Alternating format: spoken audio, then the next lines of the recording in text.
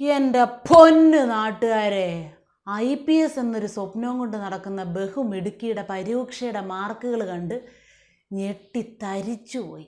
നമ്മൾ ഉദ്ദേശിച്ച ആളൊന്നും അല്ല കേട്ടോ. അവരുടെ മാർക്കുകൾ സർവകലാശാലയിൽ പരിശോധിച്ചപ്പോഴാണ് മാത്തമാറ്റിക്സിന് 0 മാർക്കാണ്. സെക്കൻഡ് സെമിസ്റ്ററിൽ മലയാള ഗദ്യസാഹിത്യത്തിന് 7 മാർക്കാണ്. കുഞ്ഞു പ്രായത്തിൽ കസേര കിട്ടിയതിൽ സംപൂജ്യയാണെന്ന് നാഴികയ്ക്ക് 40 വട്ടം അന്ന് ആവർത്തിച്ചപ്പോൾ അത് സർട്ടിഫൈഡ് സംപൂജ്യതയാണെന്ന് അറിഞ്ഞില്ല. ഈ നിലവാരത്തിൻ്റെ പിൻബലത്തിലായിരുന്നു വാചക കസർത്ത് മുഴുവനും അല്ലേ. അപ്പോൾ ഈ 0 മാർക്ക് വാങ്ങുന്ന ഒരു കുട്ടി, 7 മാർക്ക് വാങ്ങുന്ന കുട്ടി, ഇങ്ങനെയുള്ള ഒരാളിനെയാണ് CPM മേയറായി നിയമിക്കുന്നത്. മാത്രമല്ല അവർക്കൊരു പ്രൊജക്ഷൻ കൊടുക്കുകയാണ്, ഭാവിയിൽ IAS ആണ് IPS ആണെന്ന് എഴുതി. പ്രസ്ഥാനത്തിൽ പിന്നെ വിദ്യാസമ്പന്നരെ മുട്ടിയിട്ട് നടക്കാൻ പറ്റാത്ത അവസ്ഥയാണല്ലോ.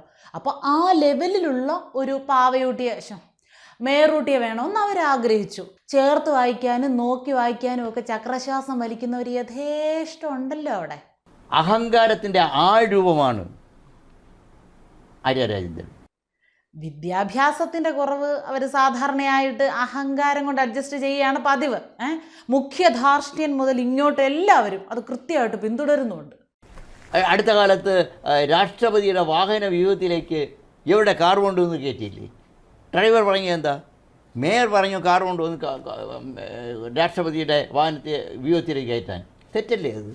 രാഷ്ട്രപതിയുടെ വാഹന വ്യൂഹത്തിൽ കൊണ്ട് കാറ് കയറ്റിയ ആള് സ്വന്തം അധികാര പരിധിയിലോടുന്ന KSRTCയിലെ താൽക്കാലിക ജീവനക്കാരനോട് കാണിച്ച മര്യാദ ഊഹിക്കാം.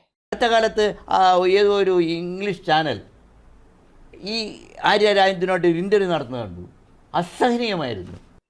അത് ഓർമ്മിപ്പിക്കല്ലേ, ഇംഗ്ലീഷിന് മാർക്ക് അന്നേ നാട്ടുകാർ കൊടുത്തതാ. My aim is to bring up the all people together. Nursery പഠിക്കുന്ന കുട്ടികൾ ഇതിനേക്കാൾ ഭംഗിയായിട്ട് ഇംഗ്ലീഷ് സംസാരിക്കും. നാളത്തെ IPS സഖാക്കൾക്ക് IPS ആകാനുള്ള യോഗ്യത വെച്ച് നോക്കുമ്പോൾ ഇത് തന്നെ അധികമാണെന്ന് തോന്നുന്നു. വിദ്യാഭ്യാസ മന്ത്രിയും വാഴക്കുല PhD ഒക്കെ ഇങ്ങനെ തല്ലി ഉയർത്തി നിൽക്കുമല്ലേ അവിടെ. മലയാള ഭാഷയിൽ 7 മാർക്ക് വാങ്ങണമെങ്കിൽ അവരുടെ യോഗ്യത എന്താ? 7 സ്വരങ്ങളും മാറി മാറി വേദിയിൽ ഉയർത്തി കയ്യടി വാങ്ങിക്കുന്ന തെറിയാശാൻ്റെയൊക്കെ പാത പിന്തുടരാൻ ആഗ്രഹിക്കുന്ന ഒരു യുവ നേതാവിൻ്റെ ശ്രമമായിട്ട് ഈ 7 മാർക്കിനെ കണ്ടാൽ മതി. എല്ലാ കാര്യങ്ങളും ശ്രദ്ധിക്കും. അപ്പോഴും അച്ഛൻ മൊത്തത്തിലെല്ലാം ശ്രദ്ധിച്ച് കരുതിയത് കൊണ്ട് മേറമ്മയേക്കാൾ സമർത്ഥയായി മാസപ്പടിക്കെട്ടിലൂടെ ഓടിക്കയറി വിജയപതാക നാട്ടാൻ സാധിച്ചു. എല്ലാം അച്ഛൻ്റെ അനുഗ്രഹം. അയ്യോ, മേറമ്മച്ചിയുടെ യോഗ്യത പറഞ്ഞു വന്ന വിഷയം നമ്മൾ മാറിപ്പോയി. മര്യാദയ്ക്ക് ആ മഹാരാജാസിലോ മറ്റോ പഠിച്ചിരുന്നെങ്കിൽ 100 മാർക്കും എല്ലാ വിഷയത്തിനും മേടിച്ചുകൂടായിരുന്നോ? അതൊക്കെ ഷഡ് ഷോ. ആ ഷോയ്ക്ക് മലയാളത്തിന് സെക്കൻഡ് സെമിസ്റ്ററിൻ്റെ മലയാളത്തിന് 100 മാർക്കാണ്. എവിടെയെങ്കിലും മലയാളത്തിന് 100 മാർക്ക് കിട്ടുമോ? അത് ചിലപ്പോൾ ശരിക്കും കിട്ടിയതായിരിക്കും കേട്ടോ. ആ പദശുദ്ധിയും പദപ്രയോഗത്തിലെ ഔചിത്യവും ഒക്കെ പരിശോധിക്കുമ്പോൾ 100ൽ 100 മാർക്കിന് എല്ലാവിധ യോഗ്യതയും കാണുന്നുണ്ട്.